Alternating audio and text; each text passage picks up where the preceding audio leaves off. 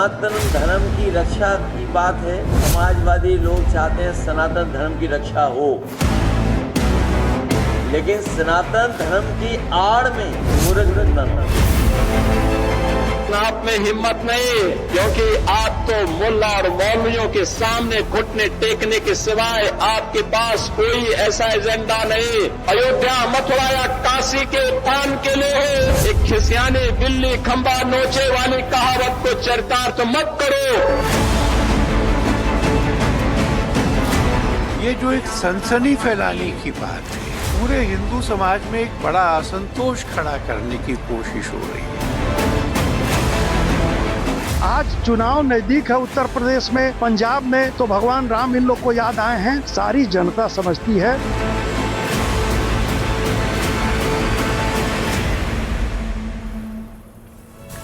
नमस्कार, आप देख रहे हैं 3 का तर्कश। आपके साथ मैं हूं मीनाक्षी गढ़वाल।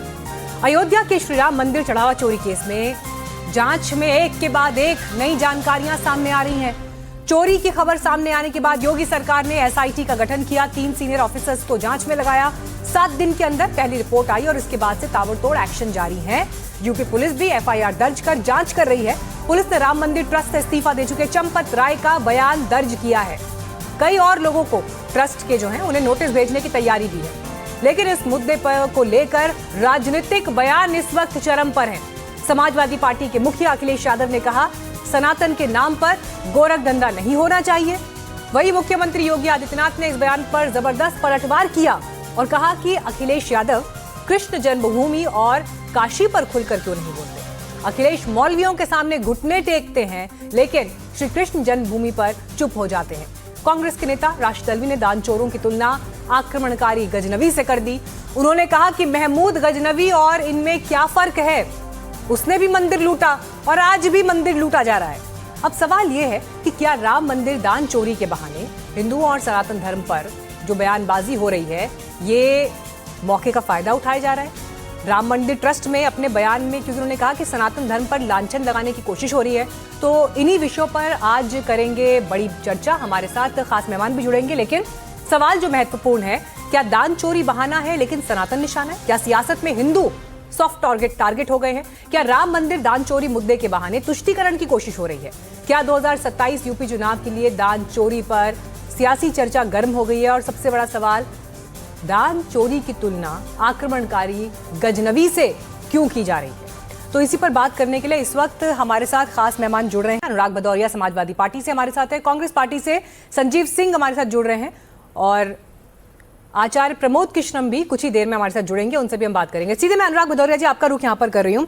योगी आदित्यनाथ चुनौती दे रहे हैं, कह रहे हैं कि आप काशी पर, कृष्ण जन्मभूमि पर नहीं बोलते।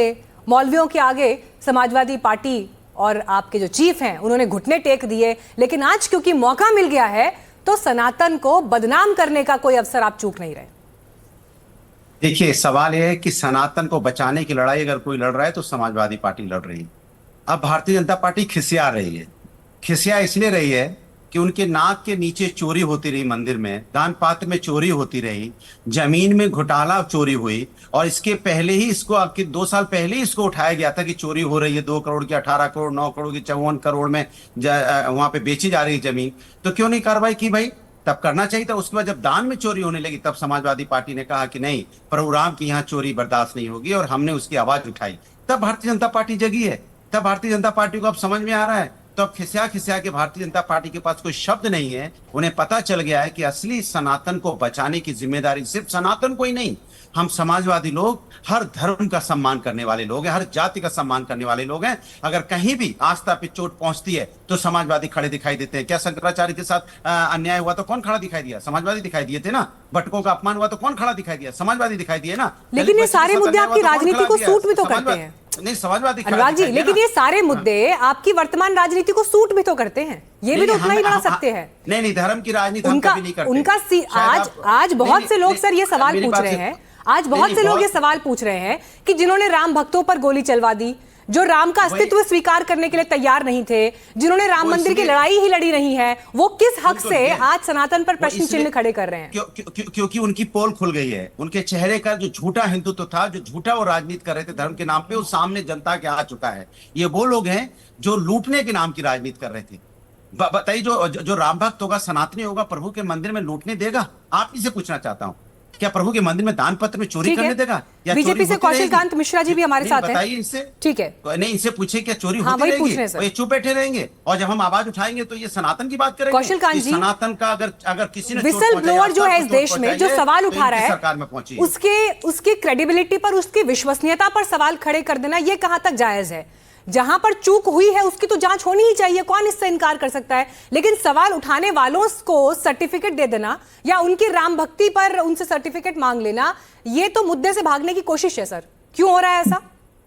मीनाक्षी जी, मेरे मित्र से पूछ लीजिएगा कि अभी तक जितने मंदिरों में चोरी का मामला आया है, जहां जहां पे भी धांधली हुई है, जहां जहां पर मंदिरों को लूटा गया है, किसी भी सरकार ने आज तक हिम्मत करके कोई एसआईटी का गठन किया है कि मंदिरों की लूट के ऊपर सवाल उठाया जाए? मंदिरों की लूट की बात करता हूं तो मैं सबरीमाला पे सवाल उठाता हूं, जहां से 150 सोने की ईंटें गायब हुई। मैं पद्मनाभन के खजाने की बात करता हूं, जहां के खोलने की बात की गई और ये सब चुप्पी बाने बैठे रहे।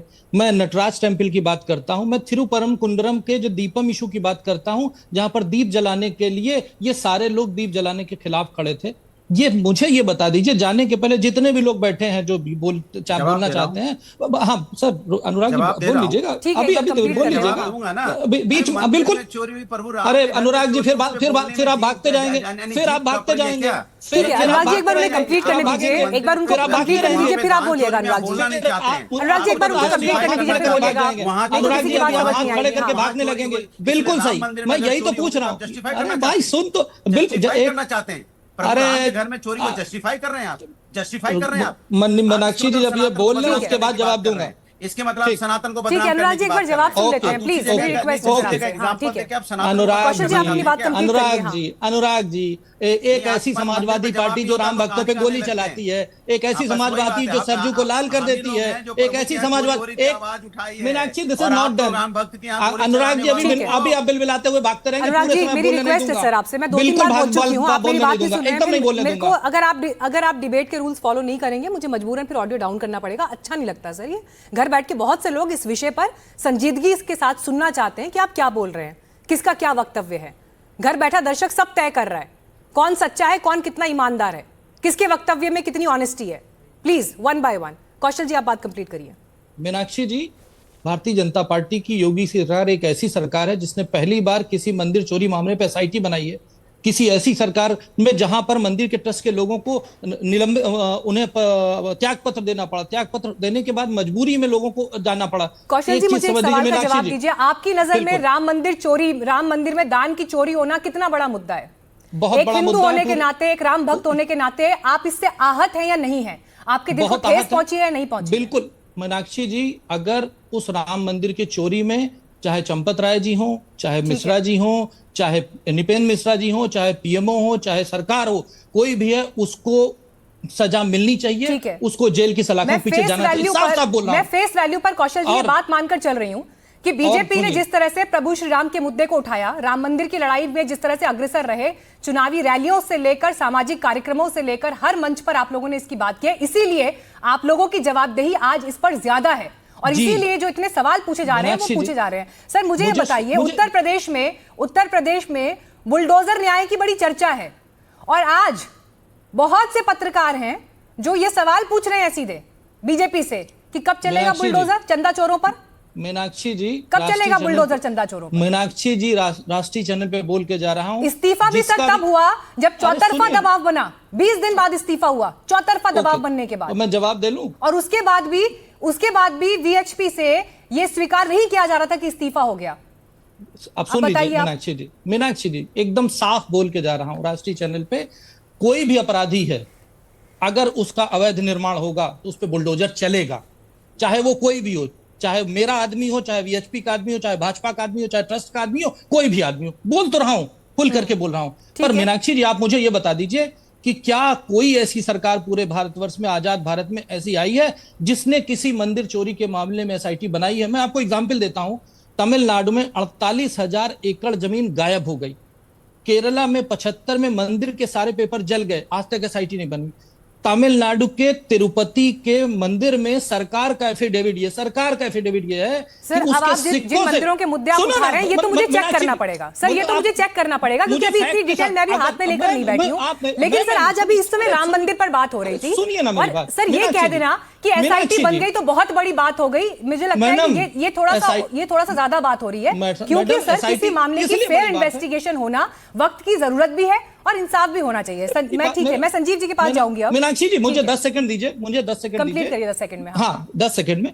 मीनाक्षी जी, बात ये नहीं है, बात ये है कि भारतीय जनता पार्टी की एक ऐसी सरकार जिसने एसआईटी बनाई, आज तक आजाद भारत की इतिहास में किसी ने मंदिर चोरी के मामले में एसआईटी नहीं बनाई। समस्या यह है, हाई कोर्ट ने ऑर्डर दिया है कि फॉरेंसिक ऑडिट होना चाहिए मंदिरों का, क्योंकि 12,000 मूर्तियां चोरी हो गई हैं।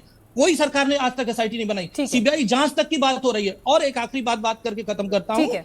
बात समस्या यहां पर आती है जब राम मंदिर पे तो आकर के अपनी छाती ठोक रहे हैं, वहीं मथुरा पे छाती ठोक रहे हैं, चोरी हुई है तो आवाज उठा रहा हूं। अरे आवाज नहीं उठा रहे हैं, अपनी राजनीति। ठीक है संजीव सिंह जी, राजनीति नहीं कर रहे। संजीव सिंह जी, मैं पर्सनली बुलडोजर न्याय की बहुत ज्यादा बात नहीं करती, देश संविधान से चलना चाहिए, लेकिन यहाँ पर कौशल जी कह रहे हैं चंदा चोरों के घर भी अवैध निर्माण होगा तो बुलडोजर चलेगा, और हमने एसआईटी बनाई है मंदिर चोरी के मामले में।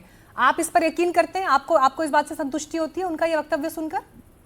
मीनाक्षी जी, इस यकीन की बात करें, पहली बात की आस्था का जो आधार होता है वो शुचिता और पवित्रता होती है, और इस शुचिता और पवित्रता को पारदर्शिता ये है कि आज अयोध्या में बार काउंसिल के वकील कह रहे हैं कि 3 दिन में अगर अनिल मिश्रा और चंपत राय ने नहीं छोड़ा तो इनका केस तक लड़ने नहीं आएंगे। इसलिए कहना चाहता हूं कि सबको भाई ये भाजपाई संगी झूठ बोलने का काम ना करे, और इसलिए कहना चाहता हूं कि इनकी स्थिति यह है कि चंपत ने चपत लगाई, माल बटा चहोर, टूटपूजियों की हुई गिरफ्तारी, मौज में असली चोर। असली चोर जो है उसको सामने लाने में क्यों भाजपा डर रही है? क्योंकि भारतीय जनता पार्टी एक दल है जिसके पास मंदिर प्रकोष्ठ होता है, और ये वो लोग हैं कि 27 साल में 17 बार जहां मोहम्मद गजनी ने सोमनाथ को लूटा, ये वो भाजपाई हैं कि 40 दिन में 70 बार लूटा, कैमरे आप करा करके। ये क्या बात करेंगे? बुलडोजर। आप बताइए, आप टूटपूजियों की गिरफ्तारी दिखा रहे हो, आप बताइए ना, कोषाध्यक्ष अरविंद गिरी कहां है? एक जगह किसी बैंक में अगर चोरी हो जाए, संस्था में चोरी हो जाए,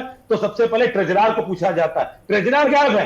नरेंद्र मोदी जी लगातार आपने देखा कि 5वें शंकराचार्य बन के आए थे, जब चारों शंकराचार्यों ने कहा कि राम मंदिर की जो उद्घाटन है ये तिथि संबत नहीं है, आज नरेंद्र मोदी जी की चुप्पी क्या बताती है? तो इस तरह इस बात को कहना है कि भाजपाई सनातन के ठेकेदार नहीं है, बल्कि राम मंदिर के नाम पर लीडरशिप चुप क्यों है? आचार्य प्रमोद कृष्णन जी भी जुड़ गए हमारे साथ। ठीक है आचार्य जी, कांग्रेस के प्रवक्ता, समाजवादी पार्टी के प्रवक्ता, वो कह रहे हैं कि इतना बड़ा मामला हो गया, लेकिन अभी तक टॉप लीडरशिप से कोई बयान नहीं आया, प्रधानमंत्री की तरफ से इस पर बयान नहीं आया। इतना दबाव हुआ तब जाके चंपत राय जी का इस्तीफा हुआ है। बार काउंसिल अब कह रही है हम आपका मुकदमा नहीं लड़ेंगे, आप अयोध्या छोड़कर जाइए। इन सबके बीच एक सवाल अब ये उठ रहा है कि क्या राजनीतिक कारणों से, अपनी राजनीति को ये सूट करता है, इसके लिए सनातन को निशाना बनाया जा रहा है? आप यकीन करते हैं सर इस बात पर?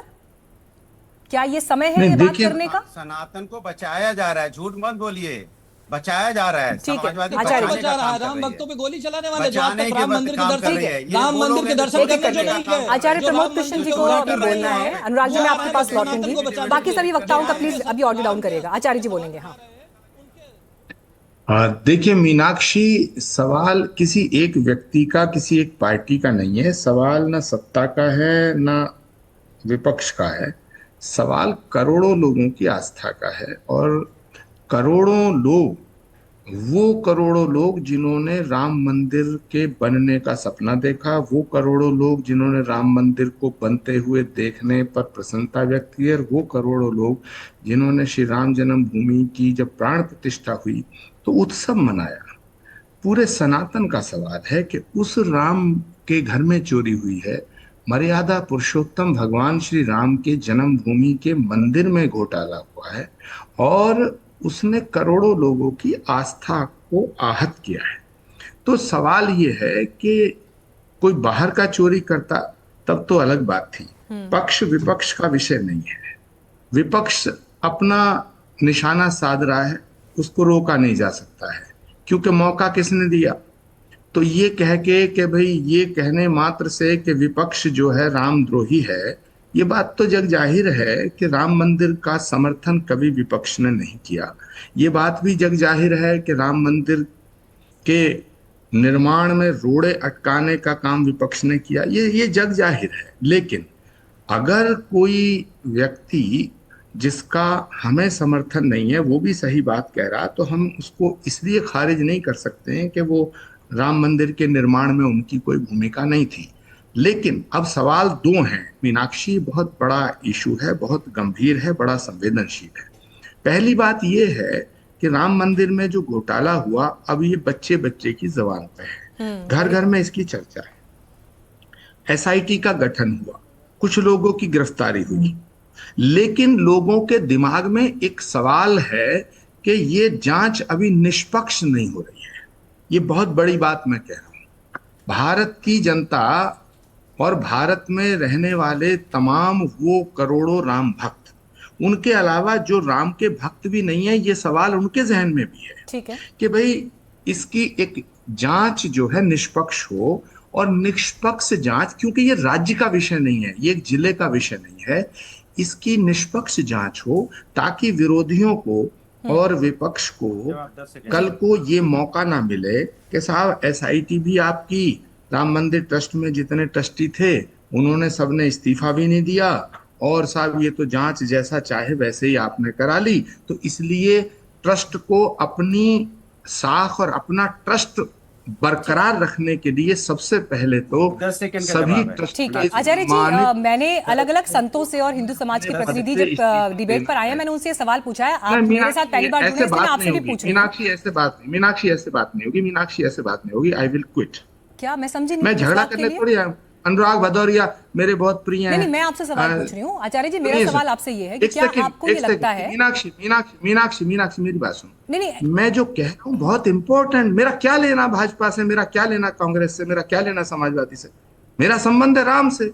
राम मंदिर में घोटाला हुआ, हर आदमी सवाल कर रहा है। आचार्य जी, मैं उससे आगे का एक सवाल पूछ रही हूँ। मेरे साथ डिबेट में, डिस्कशंस में हिंदू समाज से, संत समाज से अलग अलग जब भी व्यक्ति जुड़े हैं, मैंने उनसे ये सवाल पूछा। आज आप मेरे साथ इस शो में पहली बार जुड़े हैं, मैं आपसे भी सवाल पूछना चाहती हूँ कि आपको लगता है जांच में जो कदम तेजी से उठाए जाने चाहिए थे उसमें देरी हुई, पॉइंट 1, और क्या आपको लगता है कि यह वक्त है ट्रस्ट को पूरी तरह से भंग करके नए सिरे से ट्रस्ट का गठन हो?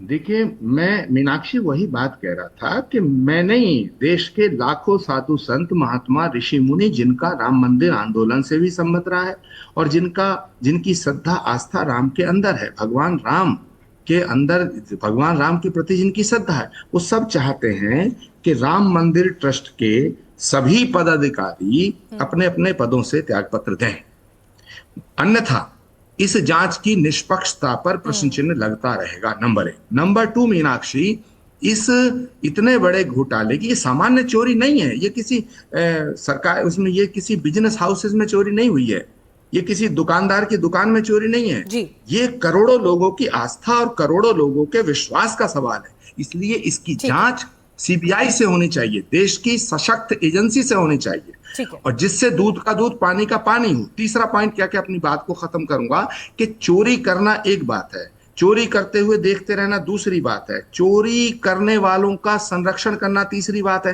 तो ये सारा का सारा पर्दाफाश होना चाहिए, और मुझे नहीं लगता है कि इतनी बड़ी जांच करने की जो शक्तियां हैं वो किसी एक एसआईटी में होंगी। इसलिए हम ये मांग करते हैं कि इसकी जांच सीबीआई से कराई जानी चाहिए। वीएचपी से प्रोफेसर प्रवेश कुमार जी हमारे साथ। प्रोफेसर साहब, आपने पूरी बात सुन ली यहाँ पर, देखिए, और बड़ा क्लैरिटी के साथ उन्होंने कहा है कि बोर्ड पूरी तरह से भंग किया जाए, हर पदाधिकारी इस्तीफा दे, तभी जाकर इंश्योर हो पाएगा कि निष्पक्ष जांच है। सीबीआई जांच तक की बात वो कह रहे हैं। तैयार होगी वीएचपी इसके लिए? नहीं, वीएचपी इसमें क्या कह सकती? वीएचपी न्यास का सदस्य तो नहीं है। नहीं, लेकिन वीएचपी तो पहले ही कह रही थी कि चंदा चोरी ही नहीं हुआ, इसलिए मैंने पूछा। नहीं, किसने कहा? वीएचपी मैंने तो पहले दिन से कहा अगर कुछ अनियमितता हुई है तो ठीक होनी चाहिए। हमने तो पहले दिन से कहा, मेरा अब स्टेटमेंट निकाल कर देखिए, विश्व हिंदू परिषद के नाते से मैंने बोला, और मैंने कहा कि भाई जघन्य अपराध हुआ है, महापाप हुआ है, और महापाप की जांच होनी चाहिए। उसमें एसआईटी का गठन हुआ, एसआईटी ने रिपोर्ट दी, लोग अरेस्ट हुए, जेल गए। ये सारी बातें तो विश्व हिंदू परिषद ने कही ना। ठीक है, विश्व हिंदू परिषद, मीनाक्षी जी, जो हिंदू समाज सोचता है वही विश्व हिंदू परिषद कहता है। विश्व हिंदू परिषद, जिस दिन राम मंदिर निर्माण का ऑर्डर आया, कोर्ट ने कहा, उस दिन विश्व हिंदू परिषद ने ये कहा बात कि आप आज कह रहे हैं, लेकिन राम मंदिर चंदा चोरी पर शुरू से यह कहा गया कि ऐसा नहीं हुआ। जब उस पर डिटेल्स आने लगी, उसके बाद मेरे साथ कई बार पैनल में प्रवक्ता मौजूद थे जिनको मैंने ऑन एयर करेक्ट किया, इसलिए आपको बता रही हूं। चंपत राय जी के इस्तीफे पर सवाल हुआ तो बहुत देर तक उनको बचाया गया कि नहीं, उन्होंने सारी जिंदगी लगा दी, उनको क्या इस्तीफा देने की जरूरत है, तमाम तरह की बातें की गई। लेकिन इन्हीं सब बातों के आधार पर मैं कह रही हूं कि बोर्ड को भंग करने की अगर बात यहां पर निकल कर आ रही है, क्या आप इसका समर्थन करेंगे? देश के हिंदू अगर ऐसा चाहेंगे तो आप कह रहे हैं देश के हिंदुओं की भावना का समर्थन हम करते हैं, लेकिन अभी आज आपकी क्या होगी इस पर राय? सुनिए, न्यास ने तय करना है, ये विश्व हिंदू परिषद ने तय नहीं करना, ये न्यास ने तय करना है, सरकार ने तय करना। समर्थन करेंगे इसका? हिंदू परिषद ये कहती है, विश्व हिंदू की मांग, विश्व हिंदू परिषद की मांग है या नहीं है? मैं तो ये मांग पूछ रही हूँ आपकी। आप अपनी बात मेरे में मत डालिए, मैं अपनी जो बात कह रहा हूँ सुनिए। हम ये कह रहे हैं जो भी विधि सम्मत है, जो भी न्याय संगत है, जो भी होना चाहिए। एक बड़ी खबर मेरे पास आ रही है, एक बड़ी खबर आ रही है। उत्तर प्रदेश कांग्रेस के नेता अयोध्या जाएंगे, दान चोरी के खिलाफ प्रदर्शन करेंगे। प्रदेश अध्यक्ष अजय राय अयोध्या जाएंगे, ये बड़ी खबर इस वक्त आ रही है। जो डेलीगेशन जाएगा कांग्रेस का 9 सदस्यों का ये प्रतिनिधि मंडल होगा जो अयोध्या जाएगा और दान चोरी के खिलाफ प्रदर्शन भी करेंगे। ये बड़ी खबर इस वक्त निकलकर सामने आ रही है। संजीव जी हमारे साथ इस वक्त मौजूद है। संजीव जी, जांच तो चल रही है, अब उस पर एक्शन भी हो रहे हैं, लेकिन कांग्रेस का डेलीगेशन जा रहा है। ऐसा तो नहीं लग रहा आप लोगों को कि समाजवादी पार्टी इस मामले में थोड़ा ज्यादा आगे निकल गई है, तो अब जरा हमको भी बराबरी पर दिखना जरूरी है? ऐसा तो नहीं है कहीं? पहली बात की मीनाक्षी जी, भारतीय जनता पार्टी, बीएचपी के बैठे हुए लोग हिंदू धर्म के ठेकेदार नहीं है, सनातन के। दूसरी बात, जो ट्रस्ट बना उसको भंग करने के लिए कौन आदेश देगा? प्रधानमंत्री जी और मोहन भागवत चले आते हैं, दोनों लोग गुमे हो गए हैं, एक शब्द नहीं आता। ये 5वें शंकराचार्य बन के आए थे। और सुप्रीम कोर्ट से भी मेरी दरखास्त है कि जिस सुप्रीम कोर्ट के निर्देशन में कमेटी बनी थी, राम ट्रस्ट बना था, उस ट्रस्ट को, उसके ऊपर कार्रवाई करने का आदेश क्यों नहीं आता? और कांग्रेस पार्टी पहले दिन से कह रहा हूं कि जो ये चंदा चोर, चढ़ावा चोर, पादुका चोर, ये कैसे आए जब पूरे विपक्ष ने वहां के सनातनियों में आवाज उठाई? मेरे सवाल का जवाब नहीं दिया। ऐसा तो नहीं लग रहा कि समाजवादी पार्टी इस मुद्दे में आगे निकल गई तो उसके बाद अब कांग्रेस का प्रतिनिधिमंडल जा रहा है? पहली बात सुन लीजिए, दो उदाहरण दूंगा इन भाजपाइयों के लिए कि डॉक्टर राम मनोहर लोहिया रामायण मेला लगाते थे, राम के नाम पे वोट नहीं मांगा। लेकिन अब एसआईटी जांच का तो वेट करिए सर, सुनिए, एसआईटी जांच का तो वेट करिए। गिरफ्तारियां हो रही हैं, पूछताछ हो रही है, आप उसका भी इंतजार नहीं करना चाह रहे? मीनाक्षी जी, इस एसआईटी की कोई मान्यता नहीं है जब तक सुप्रीम कोर्ट के जजेस इसमें न हो। इस एसआईटी का क्या मानना जब संजय प्रसाद को अपनी रिपोर्ट देनी है? ठीक है, कौशल जी। आपको ये पूरे देश के हिंदुओं को पता है, जो भी वहां पर दान की चोरी हुई है उसकी जांच होनी चाहिए, और यही भारतीय जनता पार्टी की ही सरकार है जो इसकी जांच निष्पक्षता से कर सकती है। और हाँ, मेरे मित्र जो कह रहे थे, इनकी मंशा पे इसलिए सवाल उठते हैं। आप अभी बता रहे हैं कि कांग्रेस के अध्यक्ष जाएंगे, अभी तक कांग्रेस के अध्यक्ष नहीं गए कभी राम के दर्शन करने, आज कांग्रेस के अध्यक्ष जा रहे हैं क्या करने? दर्शन भी करेंगे, प्रदर्शन भी करेंगे, दोनों चीजें हैं। नहीं, अभी खबर आ रही है कौशल जी, खबर ये आ रही है रामलला के दर्शन भी करेंगे और चंदा चोरी के खिलाफ प्रदर्शन भी करेंगे, दोनों बातें। अरे सुन लीजिए भैया, ये बताओ। अरे मैं वही तो पूछ रहा हूँ, फिर कैसे बोलूं?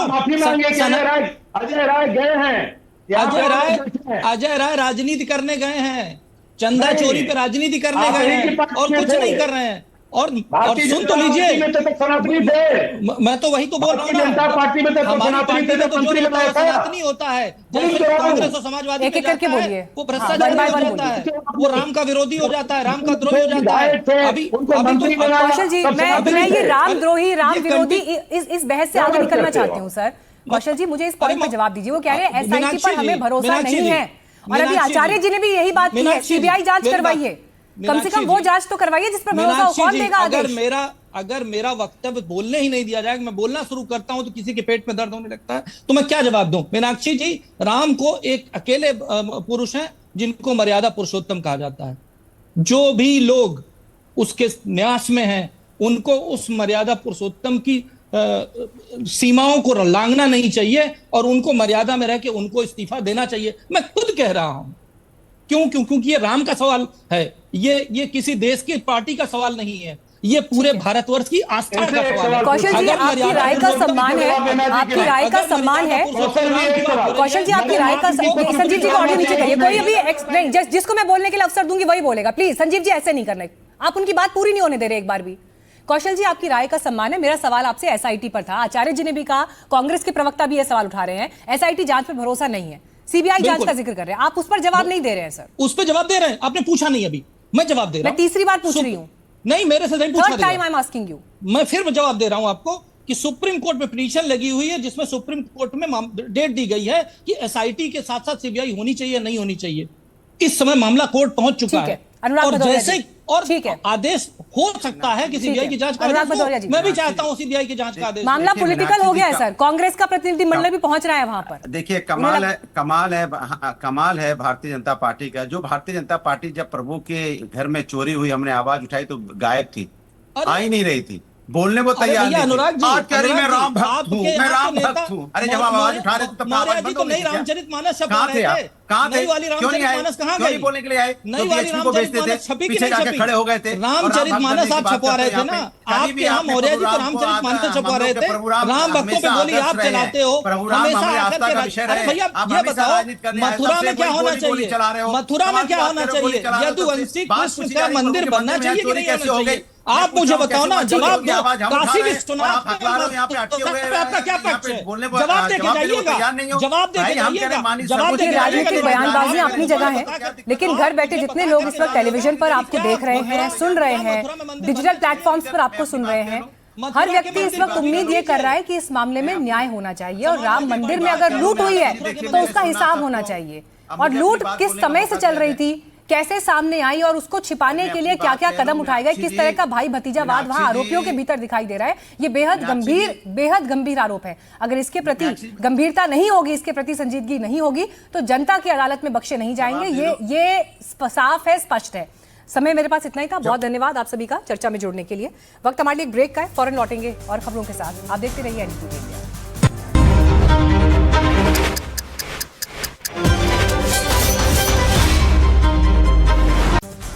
इस वक्त की बड़ी खबर, 36 साल बाद एसआईए ने सरला भट्ट हत्याकांड में चार्जशीट दाखिल की। जेकेएलएफ चीफ यासिन मलिक को मुख्य साजिशकर्ता बताया गया। 737 पन्नों की चार्जशीट में अपहरण, यातना और हत्या का आदेश देने का आरोप। हत्या को कश्मीरी पंडितों के खिलाफ सुनियोजित अभियान का हिस्सा बताया गया। कश्मीर से ये इस वक्त की बड़ी खबर आपको बता रहे हैं, जहां पर 36 साल के बाद कश्मीरी पंडित नर्स सरला भट्ट हत्याकांड में ये बड़ा खुलासा हुआ है, जहां पर स्टेट इन्वेस्टिगेशन एजेंसी यानी एसआईए ने श्रीनगर की स्पेशल कोर्ट में 737 पन्नों की चार्जशीट दाखिल की है। जेकेएलएफ चीफ यासिन मलिक को इस हत्या का मास्टरमाइंड बताया गया है। जांच एजेंसी के मुताबिक 1990 में सरला भट्ट का अपहरण किया गया, यातनाएं दी गई और फिर गोली मारकर हत्या कर दी गई। एसआईए का दावा है कि ये कोई अकेली घटना नहीं थी, बल्कि कश्मीरी पंडितों को डराकर घाटी से पलायन कराने के लिए चलाए गए सुनियोजित आतंकी अभियान का हिस्सा थी। चार्जशीट में 5 लोगों के नाम।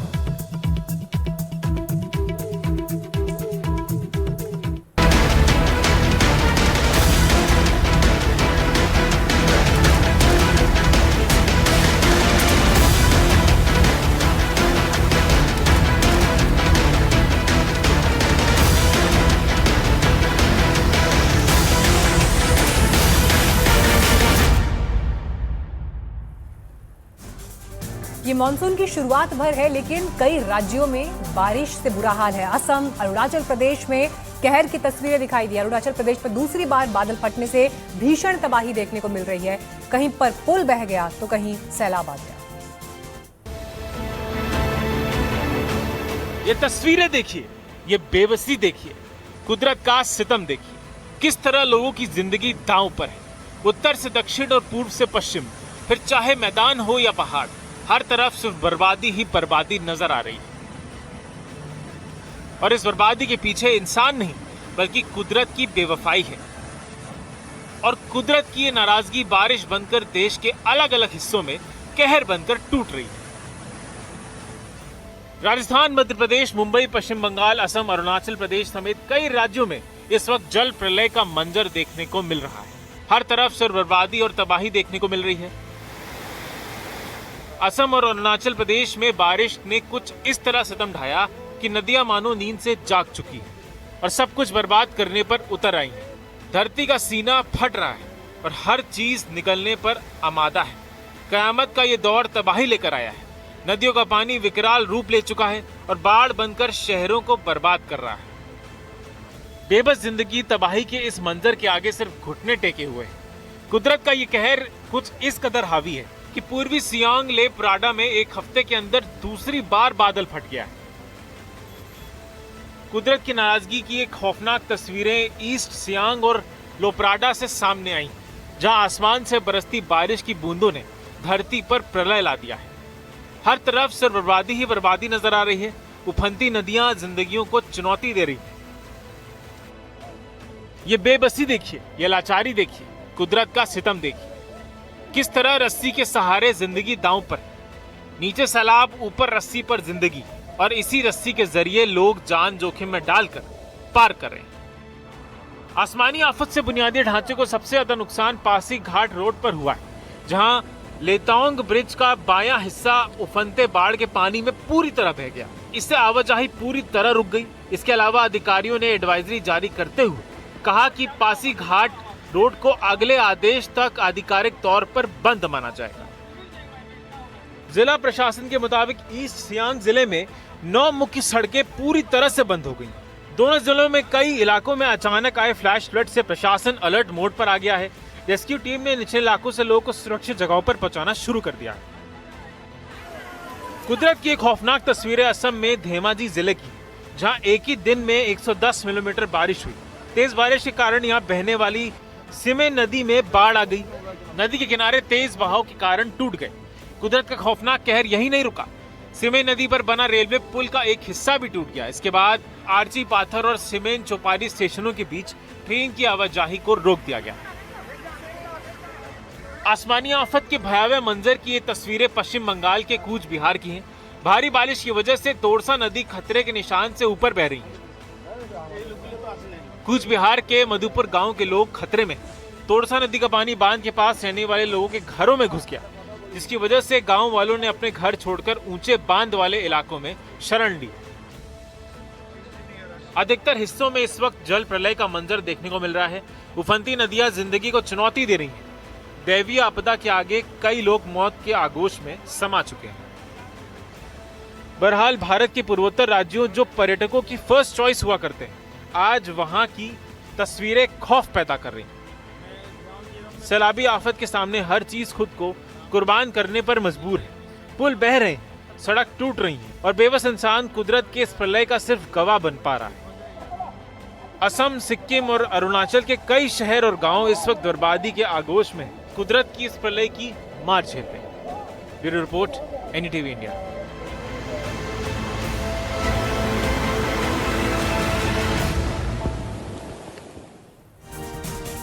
राजस्थान से लेकर मध्य प्रदेश, मुंबई से लेकर पश्चिम बंगाल तक मानसून का कहर जारी है। आसमान से आफत बरस रही है। लोगों के लिए कैसे मुसीबत इस वक्त दिखाई दे रही है सड़कों पर, क्योंकि जल जमाव हो रहा है तो उससे परेशानी बढ़ गई है। ग्राउंड रिपोर्ट अब।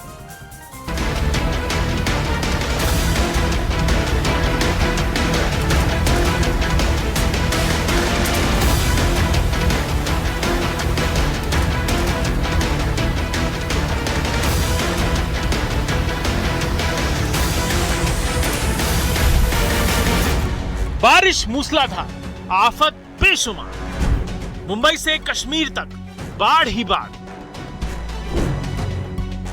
मॉनसून ने कुछ राज्यों में अभी मात्र दस्तक ही दी है, लेकिन जिस तरह के हालात बने हुए हैं उससे लगता है कि आने वाले समय में बारिश और बाढ़ से भीषण तबाही मच सकती है। सिर्फ पहाड़ी इलाकों में ही नहीं, बल्कि राजस्थान, मध्य प्रदेश और मुंबई में भी बारिश से बुरा हाल है। राजस्थान में मॉनसून की गतिविधियां धीरे धीरे रफ्तार पकड़ने लगी हैं। पिछले 24 घंटों के दौरान राज्यों के कई जिलों में तेज बारिश हुई।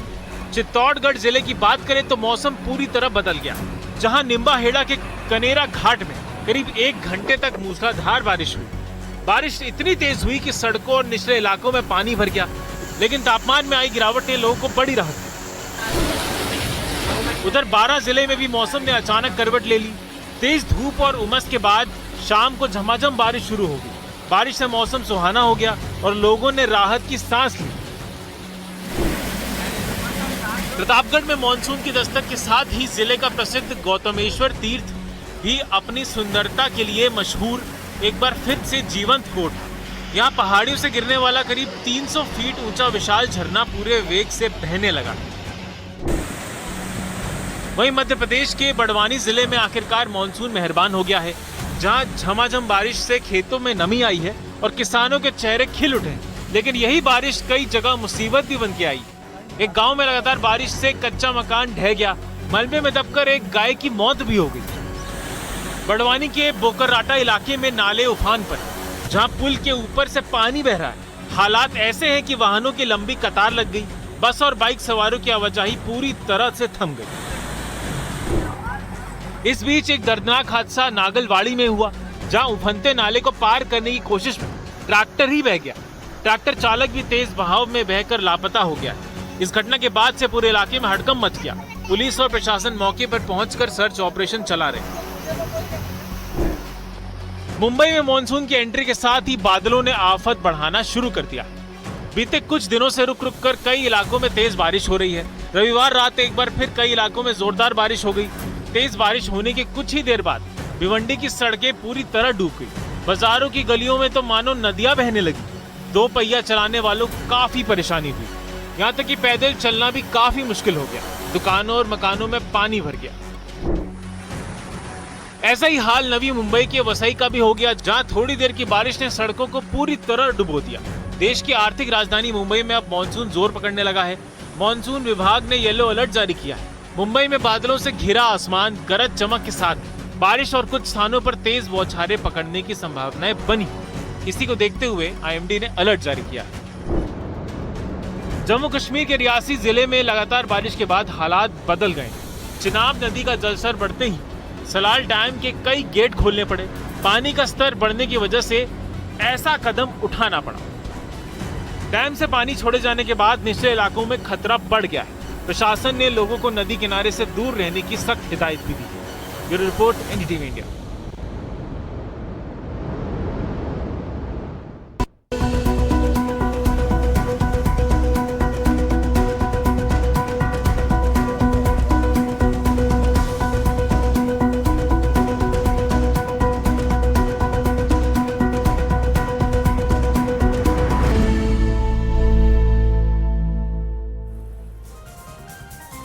यूरोप इन दिनों रिकॉर्ड तोड़ हीट वेव की चपेट में है। फ्रांस में भीषण गर्मी से करीब 1000 से ज्यादा लोगों की मौत हो चुकी है। हेल्थ एजेंसी के मुताबिक ये मौतें 24 जून से 27 जून के बीच हुई। Germany, Spain, Britain, Denmark, Italy, Switzerland समेत 16 देशों में तापमान ने दशकों पुराने रिकॉर्ड तोड़ दिए। यूरोप इस समय भीषण हीटवेव की गिरफ्त में है। पश्चिमी और दक्षिणी यूरोप के कई देशों में तापमान सामान्य से काफी ऊपर दर्ज किया जा रहा है। फ्रांस के कई हिस्सों में रेड हीट अलर्ट जारी किया गया है, जबकि Spain, Italy, Germany, Britain, Poland, चेक गणराज्य और ऑस्ट्रिया में भी गर्मी ने 16 साल पुराने रिकॉर्ड को तोड़ दिया है।